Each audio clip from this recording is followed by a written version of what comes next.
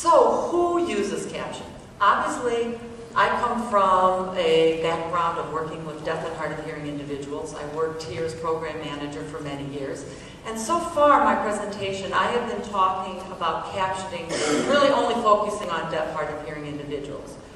But if you've looked at this, you'll see that of all users of captioning, 8 to 15% are deaf, hard of hearing individuals. So who are all these other people? We have learners of second language, individuals learning to read. The largest group are patrons of public places. And I saw another study that said public places, well, one of these isn't too public, but the fourth biggest users are airports. Third biggest users are, you got it, sports bars. I think it was, no, third biggest users were gyms. People are working out. Second biggest users are sports bars. Top biggest users, this isn't a public place, but this is when couples are, one is trying to sleep in bed and the other one wants to watch TV. So truly, with an estimated 118 million people who use caption, it's truly an example of universal design. Originally designed for access for individuals who are deaf and hard of hearing, but we all know if you sat in a sports bar or if you work out in your health club, it is a benefit to all. So, if it's such a big, if it provides so much access for everyone, there should be some laws that make captioning, mandates captioning in all media, right? Well,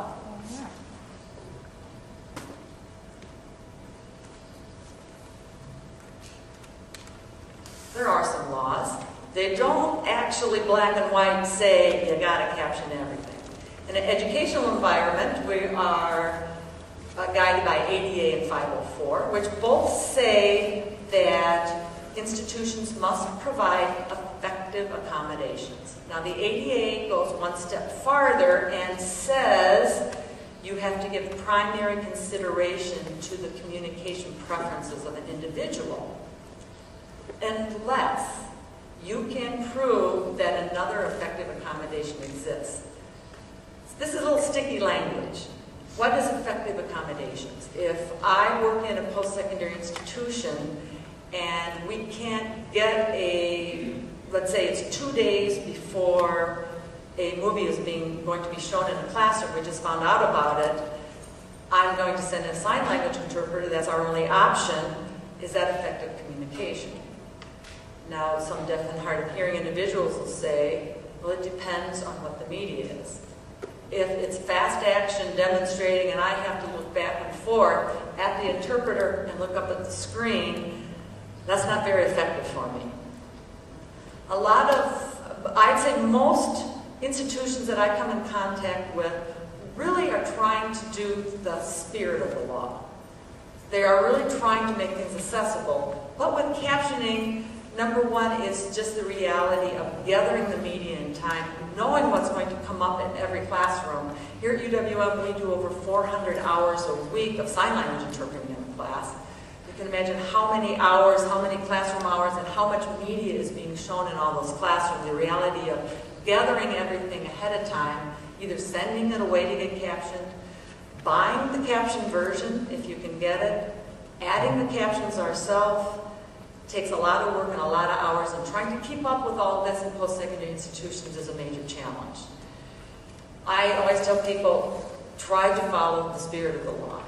The letter of the law is, yeah, we can say, well, I think another effective communication would be to give you the transcript. Well, who's to say what's the effective communication? We can't get inside someone's head. If they tell us that's not effective for us, I have to accept what a consumer is telling me. I am not allowed to make any alterations on a piece of media without the producer's approval, without their permission. And that's sort of the rub. We send a letter out to the publisher and say, we would like to caption this DVD. We have a deaf student in the classroom. Please give us permission. We wait a month and we don't hear from them. So what do? Do we go ahead and say to the student, I know it's your primary, we want to consider your choice, and your choice is to have this media captioned. We want to honor that choice, but we also don't want to break the copyright law. And many institutions, and I know some of you here have talked to me about this, are in this bind. What we presently do, we make a good faith effort to get the permission. We send letters, we keep those letters on file, we will add caption, we alter the DVD, we only show it in that one class, and then we don't give it to the professor, we don't save it for any other purpose except to show the one time in the classroom. And legally this hasn't been contested. No producer of videos has ever taken a post-secondary institution to court to say you broke our copyright law. But I think it's good for people to be aware of what you're doing when you're adding caption without a company's permission. There ought to be a law. Well, there are some laws, and some states have taken this to task. The states of Missouri and Minnesota have each passed state laws about requiring educational institutions to have media captioned. Their system policies, the California Community College system has passed a policy that no instructor in the California Community College system is allowed to show media that's not captioned. And I know Sandy from Madison Area Technical College, they have worked on a policy. Those of you who are from institutions and are interested in policies, the Project Access Ed website here at UWM has an example of some procurement guidelines. Am I correct, Dora? They're procurement guidelines. If you're interested in some language that perhaps you could use, that's a good resource.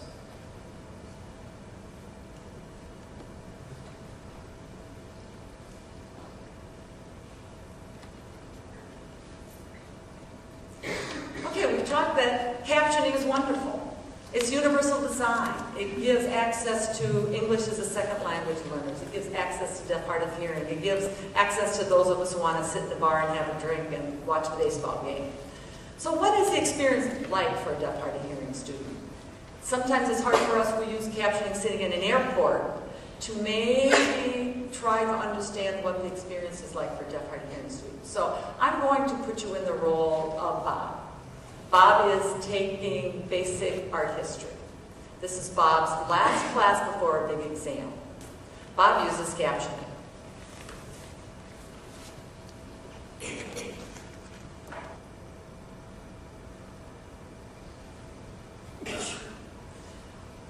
If you were Bob,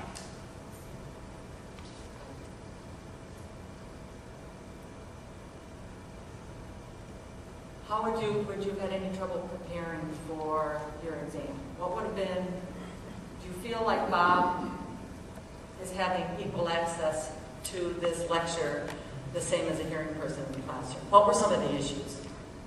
Trying to read the captioning and then going up to when the caption is wrote on the board or whatever. Okay, trying to read the caption and then go to the board.